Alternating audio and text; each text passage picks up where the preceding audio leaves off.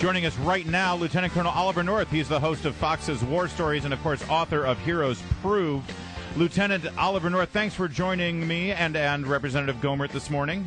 Hey, Colonel. You and Congressman, good to hear you. It's great to be talking to you again. I'll get a couple of Texans on the line here. Yeah, exactly. Awesome. I'm outnumbered as usual.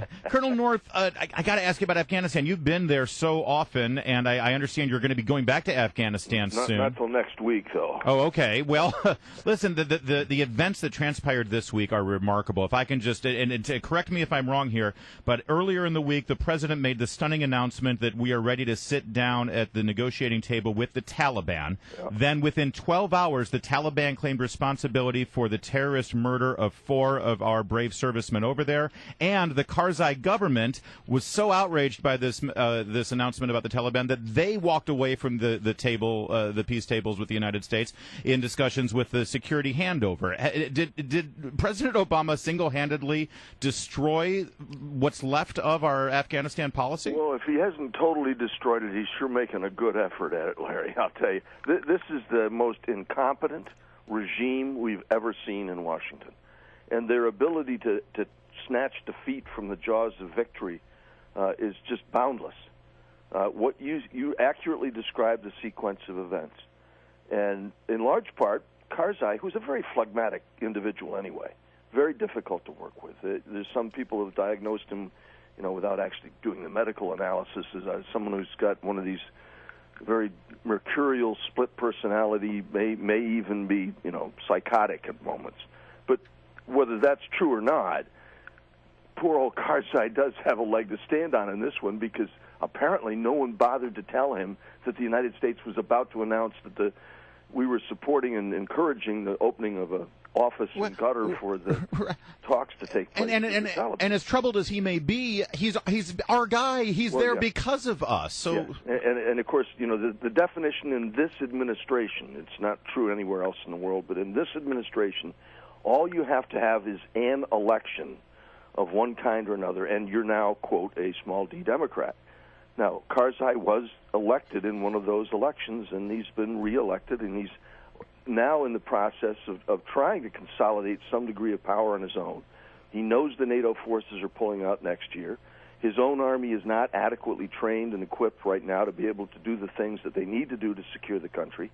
He has enemies to his east, meaning Pakistan, and to his west, meaning Iran, and both of them either have nuclear weapons, or soon will have nuclear weapons in the sides of both powers. Now, I look at that as a formula for disaster for any head of state, particularly one who's got serious difficulties with his own domestic issues.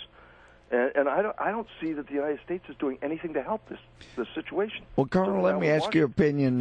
You've been over there. When I've been and talked with Northern Alliance leaders, the ones that actually defeated the Taliban, we provided them weapons. We had embedded special forces, intelligence. With less than 500, they defeated the Taliban, and now we've thrown them under the bus. And anyway, I didn't realize how badly we had hurt them. But the Northern Alliance leaders say that, look, we forced on them a constitution that allows the president, Karzai, to appoint their governors, their mayors, their chiefs of police, and they're saying, look, if you could just get us an amendment to this constitution that allows us to elect our governors and our mayors, pick our own police chiefs, we think we could keep the Taliban at bay. But already Masood has told me that one of the guys that we let go from Guantanamo is back, has been on national television leading the Taliban. He said, look, everybody here knows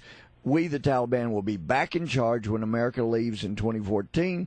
And that's, they say, if you will let us elect our own regional leaders, we can keep the Taliban at bay. What do you think of that? Well, as you know, that there are a series of constitutional amendments that are supposed to take place in the 2014 elections.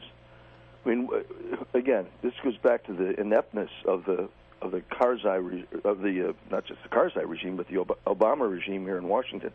We chose to pull out. I mean, this is a unilateral decision, just like the unilateral disarmament decision that you just made in Berlin. We chose to pull out the year that they're having an election in a country that's never had a succession in democratic transitions. I mean, this was a unilateral Obama decision. It wasn't even a NATO decision that we were going to pull American troops out the year that they're having a presidential election. They're going to elect another legislative body, and they've got constitutional amendments on the plate. I mean, talk about formulas for chaos. And it's all because this is the most disengaged president in history. I mean, I don't think there's ever been, even back when you had to rely on packet boats to send messages back and forth to Europe. You didn't have I don't think there's ever been a president Colonel, disengaged. They're basically begging the Taliban to be nice. But in talking to commanders and others about how the Taliban is reinforced and supplied there in Afghanistan, so many say they're coming through the southern area, the Baluch area, through Pakistan to supply the Taliban. Absolutely. And I've wondered in talking with Baluch leaders who are terrorized, they're killed, they're dominated unfairly by the Pakistani government. Why not start pushing for an independent Baluchistan? And Massoud and General Dustin and others said, wow, that would change everything. If you started hinting that maybe we would support an independent Baluchistan, you'd see the arrogance in Pakistan go away.